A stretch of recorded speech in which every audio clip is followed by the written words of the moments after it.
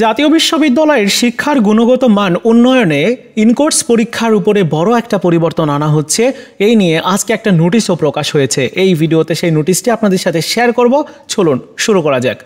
দেখতেই পাচ্ছেন সংবাদ বিজ্ঞপ্তিটা 11 মার্চ প্রকাশ হয়েছে, যেখানে বলা হচ্ছে যে জাতীয় বিশ্ববিদ্যালয়ের অধিভুক্ত সকল কলেজ বা ইনস্টিটিউটের শিক্ষার গুণগত মান বৃদ্ধি ও শিক্ষার্থীদেরকে কলেজমুখী করার লক্ষ্যে বিশ্ববিদ্যালয় প্রশাসন একটি ইনকোর্স পরীক্ষার মনিটরিং সেল গঠন করার সিদ্ধান্ত গ্রহণ করেছে।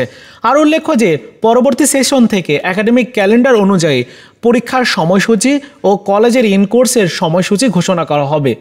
সকল কলেজ বা ইনস্টিটিউটকে একই পাঠ পরিকল্পনা অনুসরণ করার জন্য কর্তৃপক্ষ নির্দেশনা প্রদান করবে।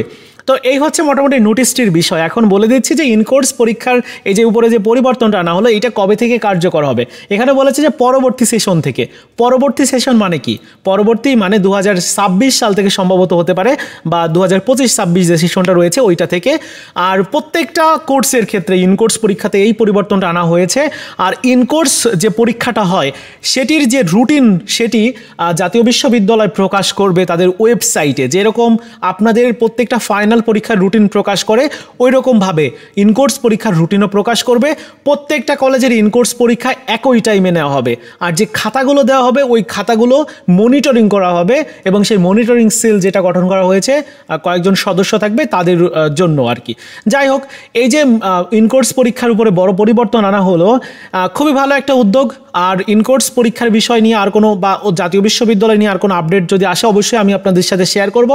আপাতত এতটুকু আপনারা জেনে রাখেন যে ইনকোর্স পরীক্ষার যে খাতা সেটি এখন থেকে মনিটরিং করা হবে, এবং প্রত্যেকটা শিক্ষার্থীকে ইনকোর্স পরীক্ষা দেওয়া বাধ্যতামূলক, এইটা জানিয়ে দেওয়া হবে। আর যেহেতু সময়সূচি ঘোষণা করবে, তাই প্রত্যেকেই বিষয়গুলো জানবে যে কখন ইনকোর্স পরীক্ষাটা নেওয়া হয়।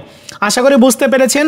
আর আগামী সাল থেকে মানে আগামী 2026 থেকে এটা কার্যকর হতে পারে।